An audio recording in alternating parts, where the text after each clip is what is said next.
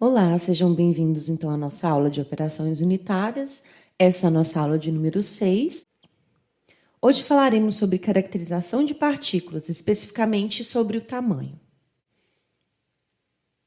A caracterização das partículas é algo muito importante na área de sistemas particulados. Todos os processos que nós vamos aprender de separação, sólido-fluido, sólido-sólido, ou até mesmo a parte de combinação, envolve a caracterização de partículas. Quando falamos de caracterização de partículas, vários aspectos dessa partícula devem ser abordados. Temos aqui como um exemplo, um grão de café, que pode ser, então, a nossa partícula. Se eu, por exemplo, estivesse secando esse grão de café num secador rotatório, por exemplo, o formato e o tamanho dessa partícula seria algo muito importante para poder fazer o projeto desse equipamento. Nós podemos analisar, por exemplo, o tamanho da amostra. O tamanho de uma partícula é algo muito importante em todos os processos que envolvem sistemas particulados. O tamanho das partículas pode ser, então, determinado por várias técnicas. Dentre elas, o peneiramento, que é aquela técnica mais barata que nós temos, análises de imagem, elutriação, piquinometria e equipamentos, às vezes, específicos, para poder calcular o tamanho de partículas. No caso, esse master size, que é mais específico para partículas bem pequenas. Além disso, nós precisamos também conhecer a forma da partícula, ou seja, a morfologia dessa minha partícula. Nós vamos, então, colocar alguns parâmetros morfológicos para classificar essa partícula. Nós podemos, então, fazer essa classificação utilizando análises de imagem e também equipamentos especializados, que podem obter imagens das partículas de vários ângulos, por exemplo, para poder fazer uma reconstrução 3D e uma medida mais exata da forma dessa partícula. A forma da partícula ela vai influenciar diretamente na forma como a partícula se movimenta num fluido, por exemplo. Outro parâmetro é a densidade. A densidade de uma partícula, ou seja, a sua massa específica, que relaciona, então, a massa dessa partícula sobre o volume, ela pode ser calculada de várias formas. A forma mais barata vai ser a piquinometria, que nós iremos mostrar como é feita, e a piquinometria a gás, que, na verdade, é utilizada aí para materiais em pó. Falaremos também sobre as diferenças entre os tipos de densidade: densidade real, densidade aparente e densidade Boole. Nós também precisamos avaliar parâmetros relacionados à escoabilidade desse material, tanto a partícula escoando num fluido, quanto a partícula escoando junto com outras partículas. Nesse caso, os parâmetros importantes a serem medidos são, por exemplo, o ângulo de repouso, estático e dinâmico, e também a porosidade do leito, que vai influenciar aí diretamente no escoamento de um fluido nesse leito empacotado de partículas. Então, hoje, nós daremos ênfase à parte de tamanho de partículas. Então, conhecer o tamanho e a distribuição de tamanho da minha amostra é um pré-requisito fundamental para muitas operações de produção e processamento envolvendo sistemas particulados. A determinação do valor exato do tamanho de partícula é importante, mas é uma medida muito difícil de ser feita. Como cada técnica de medida e análise é baseada em princípios físicos diferentes, os resultados obtidos por essas análises podem também ser diferentes. Um dos fatores de grande importância que nós devemos considerar na determinação, então, da distribuição de tamanho de partícula é a dimensão da partícula que vai ser medida. Então, a dimensão característica de uma partícula.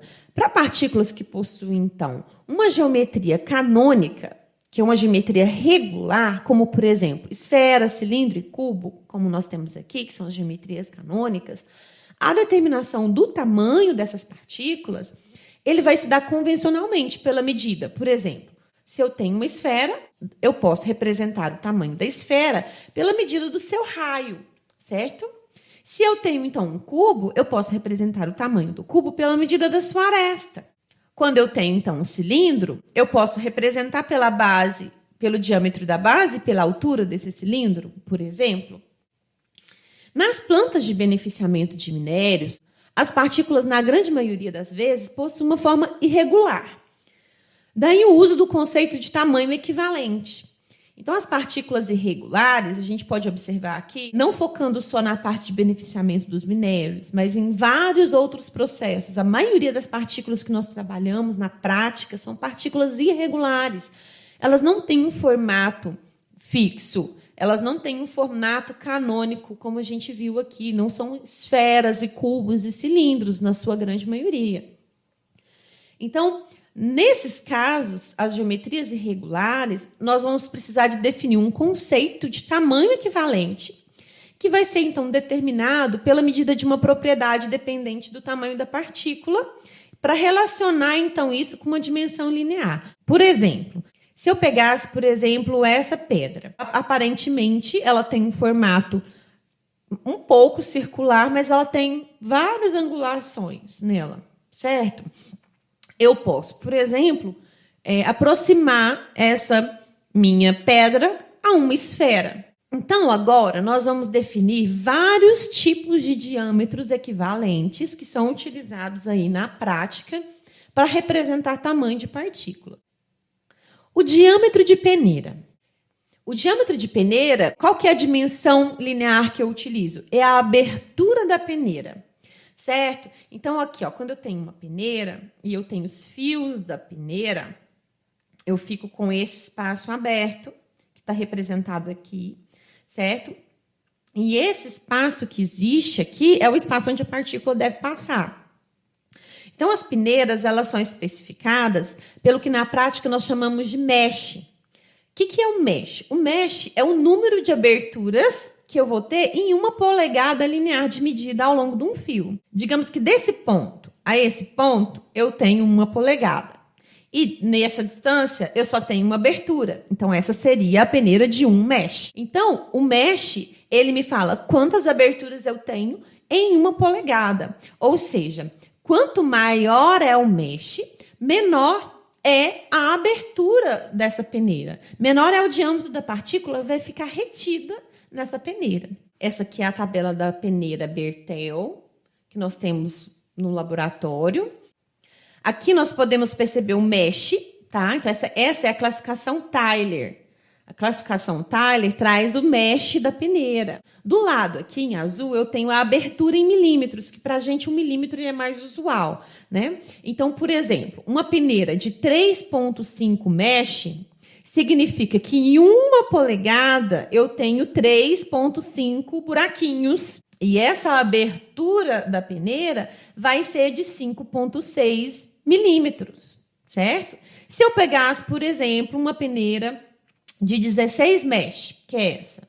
A peneira de 16 mesh, ela tem, então, 1 milímetro de abertura.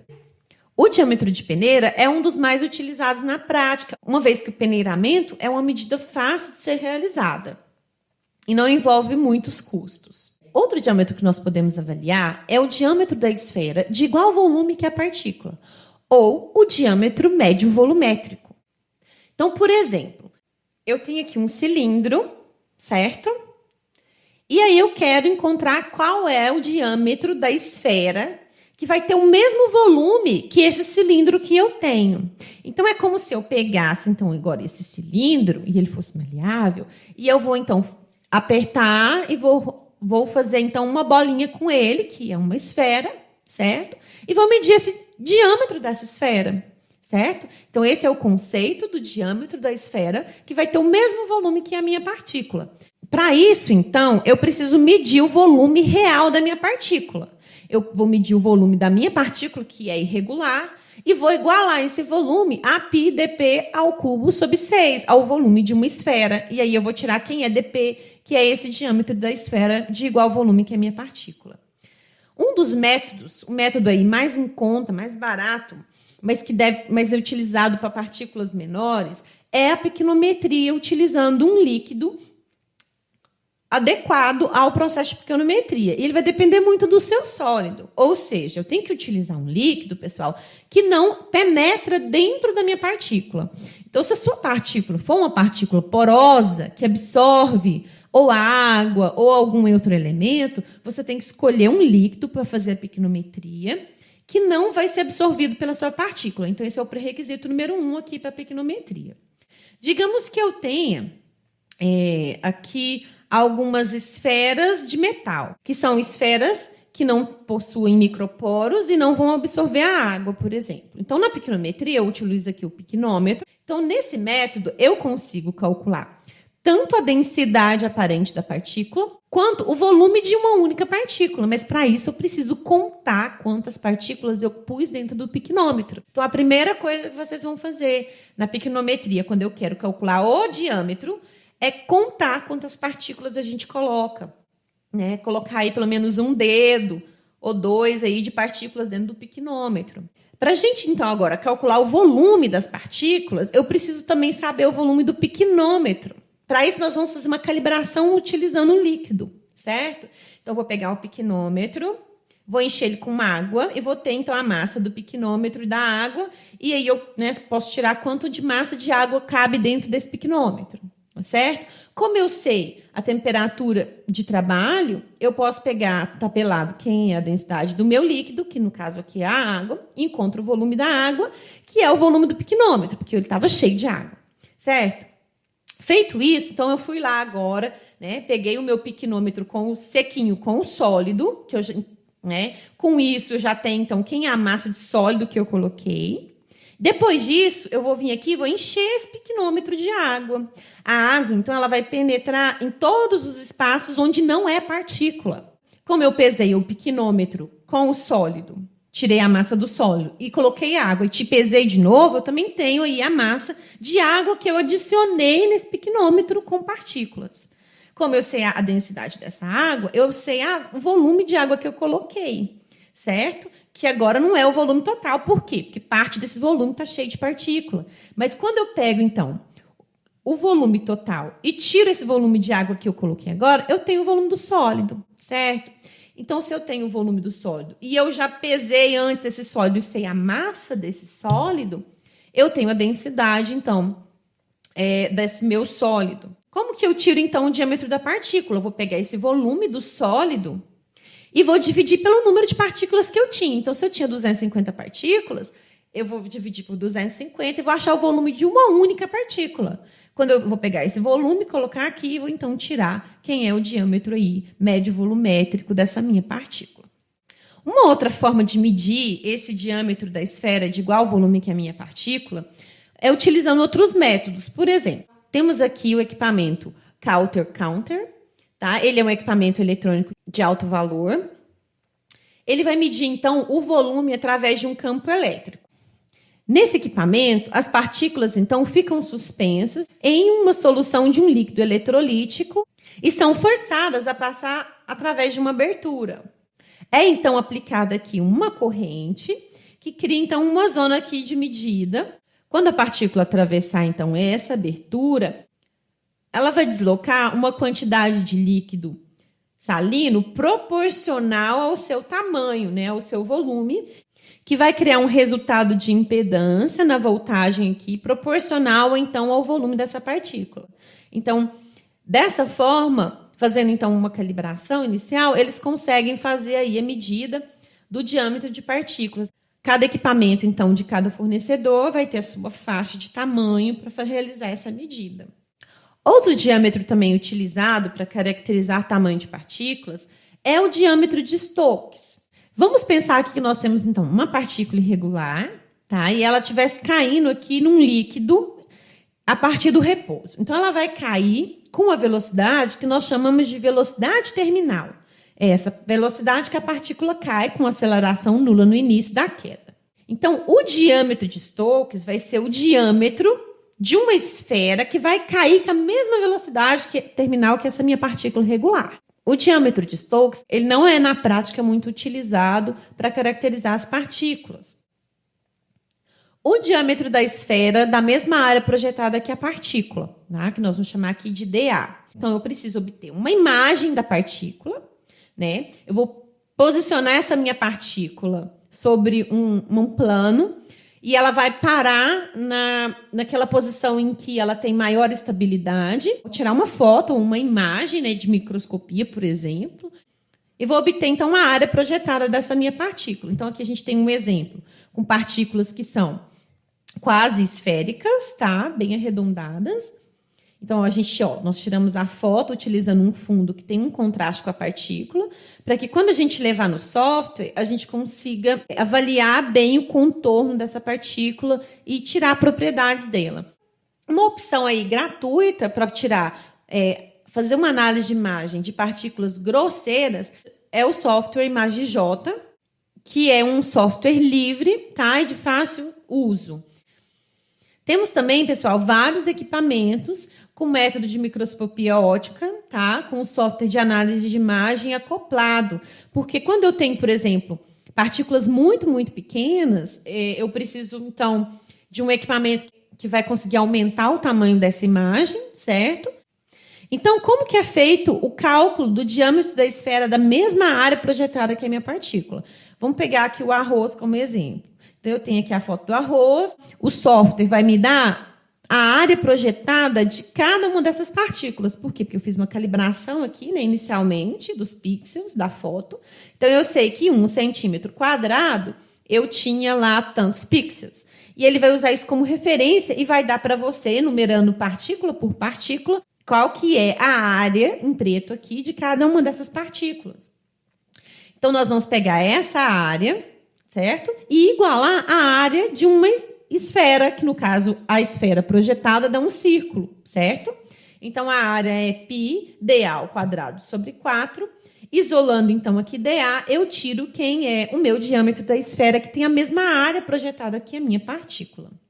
O diâmetro de Ferré, ele já é um diâmetro estatístico. Então, eu tenho aqui, por exemplo, a foto, né, da minha partícula, a imagem da partícula, e ele mede a distância entre duas paralelas, seguindo uma direção arbitrária, as quais apenas tocam o contorno da imagem projetada da partícula num plano sobre o qual ela repousa na configuração mais estável. Então, eu fui lá, repousei a minha partícula, por exemplo, e aí a gente vem traça aqui paralelas aqui no contorno da partícula e mede o dx. Eu ponho essas paralelas na menor distância possível, certo? E depois ponho essas paralelas na maior distância possível e faço, então, uma média e encontro quem é o diâmetro médio de Ferré. Geralmente, pessoal, os softwares de análise de imagem, eles também dão o diâmetro mínimo de Ferré, o máximo de Ferré e o Ferré médio. Aqui eu tenho para mostrar para vocês um equipamento, ele chama Kinsizer, tá? Ele faz uma medida de análise de imagem dinâmica das partículas, ou seja, eu pego a partícula, faço a alimentação da partícula aqui na moega, certo? De alimentação, e as partículas vão cair numa determinada distância aqui dentro do equipamento, e ele vai tirar foto dessa partícula de vários ângulos possíveis. E quando isso é feito, ele pega essas imagens, tá? De milhares de partículas analisadas, e faz, então, esse diâmetro mínimo e esse diâmetro máximo de Ferré, e tira aí também o diâmetro médio, certo? Então, ele te solta planilhas com as medidas de várias partículas que foram, então, analisadas. O diâmetro de Martin, ele também é bem similar ao diâmetro de Ferré, mas nesse caso, o que ele faz? Ele mede, então, o comprimento do segmento de reta, que fica paralela a uma direção arbitrária e que une dois pontos do contorno da imagem. É como se eu pegasse, então, esse ponto a esse ponto, de forma que eu vou partir a minha partícula em duas áreas iguais, tá? Então, a gente tem aqui, ó, a área A e a área B são iguais, e quando eu rotaciono essa partícula, eu tenho também aqui uma outra dimensão, mas que C e D também são aí áreas iguais. E aí ele faz, então, a média dessas duas dimensões. Então, agora que nós já sabemos os diferentes tipos de diâmetro que nós podemos calcular, nós podemos pensar em calcular, então, a distribuição granulométrica de uma amostra. Por que distribuição? Porque, muitas vezes, a nossa amostra ela vai ser composta de partículas de diferentes diâmetros.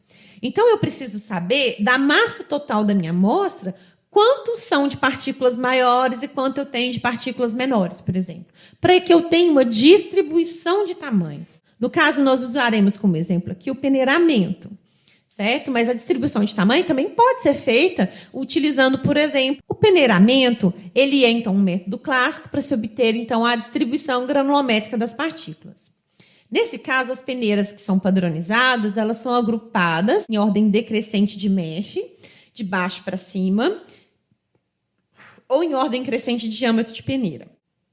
Nós utilizamos no peneiramento uma nomenclatura que facilita para que a gente entenda qual é a faixa de tamanho de partícula que vai estar dentro daquela peneira. A partícula veio de uma peneira de 9 mesh e vai cair nessa peneira daqui de baixo, que é de 10 mesh, certo? Então, essa é uma peneira de 10. Mas as partículas que caíram nela vieram de uma peneira de 9, certo? Então, menos 9 significa que as partículas passaram por uma peneira de 9, mas o maisinho significa que elas ficaram retidas numa peneira de 10 mesh. A peneira de 9 tem 2 milímetros de abertura. A peneira de 10 tem 1,7 de abertura. Então, o diâmetro médio de partícula que vai estar dentro dessa peneira de 10 vai ser 1,85 milímetros. Por quê? Porque vai ficar lá dentro partículas entre 1,7 e 2 milímetros. Certo? Então, o que passar dessa peneira vai cair na peneira de 14 mesh. Então, significa que passou pela peneira de 10, ficou retido na peneira de 14. Eu faço a média do diâmetro e eu sei que nessa peneira vão ficar retidas partículas de 1,4 milímetros em média. Ok? Isso até chegar na nossa peneira mais fina. E aí eu consegui aqui vários diâmetros diferentes para poder caracterizar na minha amostra. Como, então, funciona o peneiramento? Nós temos aqui, então, um peneirador vibratório, em que nós podemos, então, ajustar aqui o tempo de vibração e a intensidade dessa vibração. Nós vamos, então, posicionar as peneiras, colocando primeiro, então, o fundo e depois a peneira de menor abertura até chegarmos na peneira do topo, que é a de maior abertura. Depois, iremos colocar uma amostra de partículas de massa conhecida dentro do peneirador, fechar o peneirador. Aqui nós temos aqui 2 hastes que mantêm a estabilidade das peneiras. Então, eu tenho que tomar cuidado para apertar aqui de forma igual, com a mesma força, para não ocorrer a quebra aqui das hastes. Depois de estabelecido o tempo de vibração, podemos observar que nas primeiras peneiras ficaram as partículas de maior diâmetro e, rumo ao fundo, as partículas mais finas. Pesado, então, a massa M1 que ficou na peneira 1, nós podemos obter o que chamamos de fração mássica retida em cada peneira, que é a massa retida na peneira pela massa total. Assim, fazemos o cálculo do ΔX para cada uma das peneiras e para o fundo. Dessa forma, nós podemos montar a tabela da distribuição granulométrica.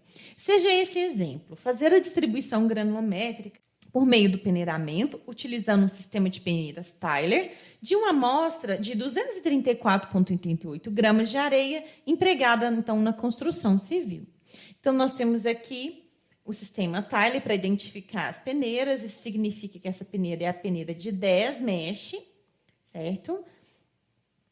E nela ficou retido, então, 0 gramas. E a abertura da peneira de 10 mesh é 1,7. Nós sabemos que a abertura da peneira de 9 é 2 milímetros. Para isso, então, com esses dados aqui da abertura da peneira, a primeira coisa que nós faremos é calcular o diâmetro médio de peneira das partículas que ficaram retidas em cada uma das peneiras. Fazendo, então, a média da abertura da peneira, por exemplo, de 9 e de 10. Então, nós fazemos isso para a primeira e para todas as outras peneiras.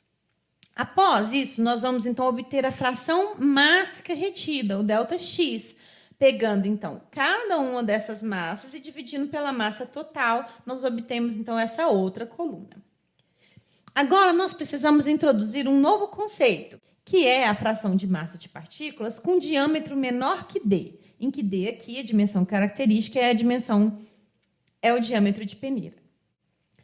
Nós obtemos, então, essa coluna em que X é 1 menos o somatório dos ΔX das peneiras que estão acima. Como aqui não temos nenhuma peneira acima, nós temos aqui quem é X. É 1 menos o ΔX aqui, que é 0, que vai dar 1.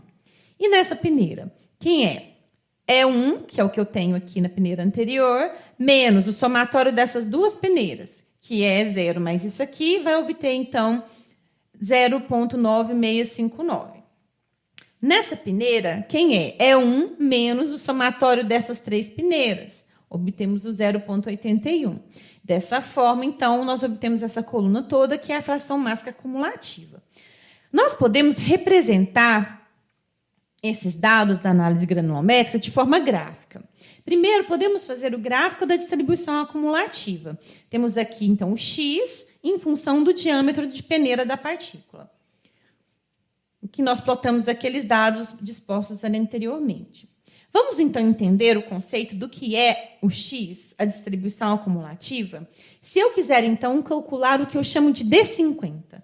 D50 é o diâmetro em que 50% das minhas partículas é menor do que esse valor.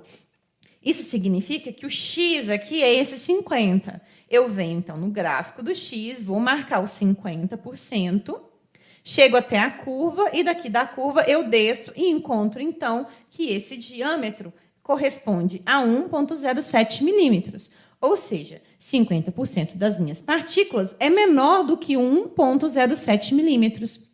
E se eu quisesse calcular o D80? Eu venho no gráfico, 80% é uma fração de 0,8, vou até a curva, desço, tiro aqui, então, um diâmetro de 1,75, ou seja, D80 é 1,75, 80% das partículas é menor do que 1,75 milímetros. Também podemos fazer a representação da distribuição granulométrica utilizando a distribuição de frequência e o histograma. Para obter a distribuição de frequência, nós precisamos encontrar um modelo em que represente essa distribuição acumulativa e fazer a derivada em relação a D. Plotamos, então, dxdd em função de D. Podemos encontrar aqui, então, esse ponto de inflexão, onde eu sei que o meu diâmetro médio estará próximo desse ponto.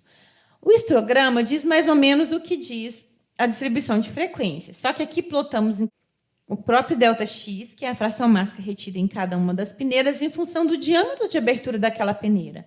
Então, eu consigo perceber que por essa distribuição de tamanho, eu tenho aqui que o diâmetro médio estará próximo dessa região, entre 0,1 e 0,2, uma vez que a maioria das partículas tem esse diâmetro.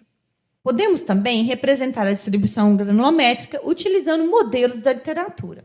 O primeiro modelo será o modelo GGS, devido ao nome dos seus autores, Gates, Gauden e Schumann.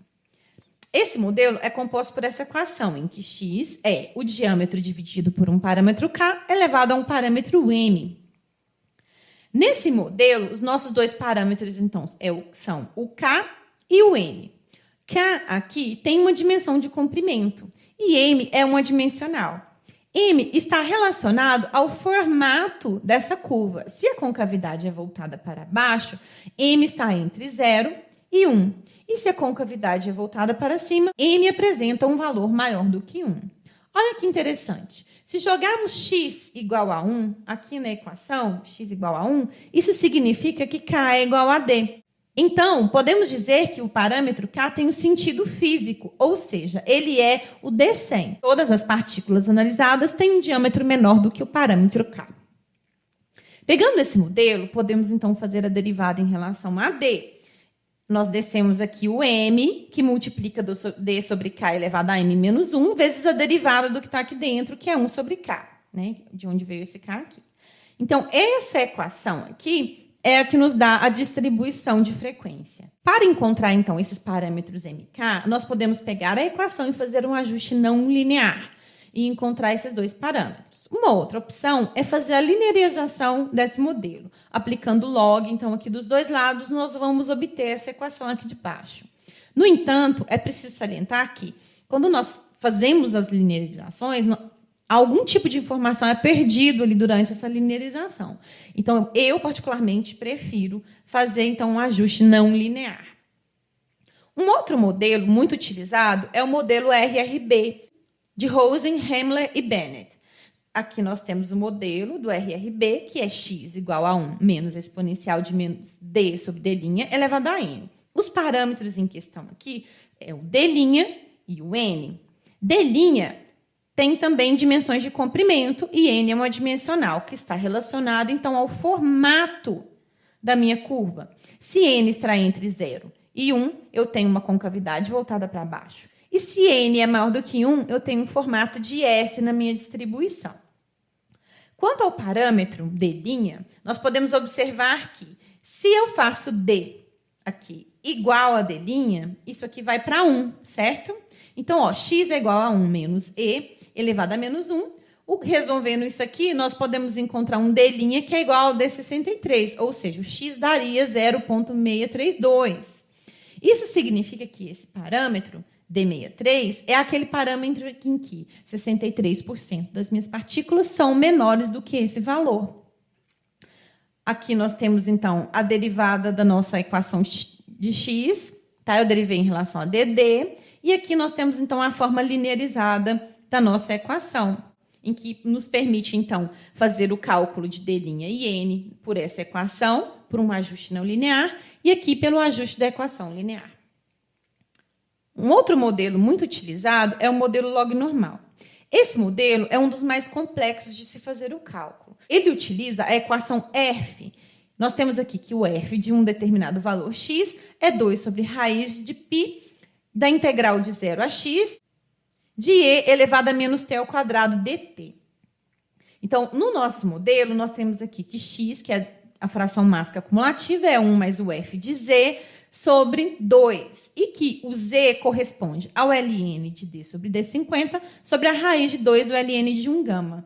E esse gama, ele diz que existe uma proporção entre o d84 e o d50, e essa proporção é igual ao d50 sobre o d de 15,9. Isso que, esse parâmetro, ele está me dizendo que essa curva aqui é simétrica, já que a função f é simétrica. Então, se a gente passar um eixo de simetria aqui, esse formato é idêntico a esse formato.